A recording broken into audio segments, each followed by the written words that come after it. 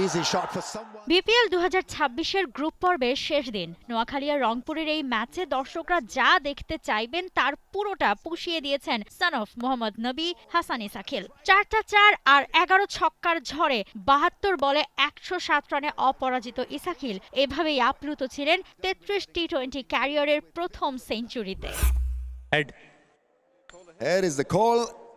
টসের ব্যাটিংয়ে নেমে মাত্র 2 উইকেট খোয়ায় নোয়াখালী। রহমত আর জাকের 2 আলীকে ফেরান নাহিদ রানা আর আলিসার ইসলাম। প্রথম ইনিংসে রংপুরের গল্প আর কিছুই ছিল না। গোটা মিরপুর অবাক হয়ে দেখেছে এরপর Isakhil show. That's what they in the gap.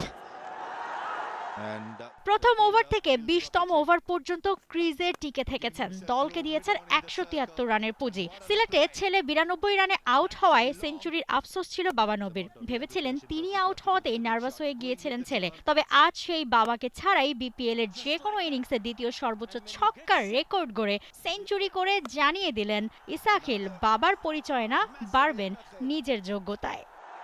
his first T20 century as well. First Afghan player to score 100 in BPL. He'll take his helmet off. He can rejoice this great historic moment. রংপুরের জন্য এই ম্যাচটা ছিল জেতার সাথে সাথে run রেটের খেলার, কেননা সেরা 2 কনফার্মে জেতার সাথে রান রেটটাও দরকার ছিল তাদের। আর সেই লক্ষ্যেই ছিলেন রংপুরের new opening rider Towhid Hridoy. Keep it down the ground. Will it reach the fence?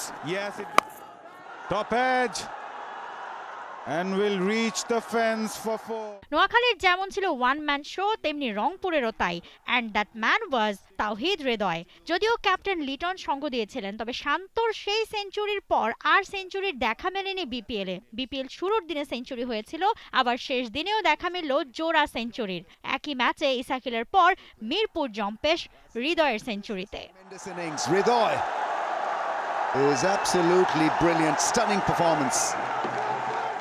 63 বলে 109 করে অবশ্য আউট হন তিনি। তবে ম্যাচ জেতে রংপুর। চট্টগ্রামের সমান 12 পয়েন্ট হলেও রান রেটে তাদের ছোঁয়া হলো না রাইডারদের। তাই রাতের ম্যাচে চট্টগ্রাম হারলেও 2 নম্বরের জায়গা থেকে হেলানো যাচ্ছে না তাদের। আর তাই রংপুরের সামনে সিলেটের সঙ্গে এলিমিনেটরের লড়াই। He wanted it too.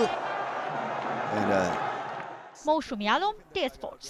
it had to be a better bouncer than that. But the idea was right because it did shake the striker. Litton Darcy wasn't expecting a short ball, but anyway, I think they were the superior side.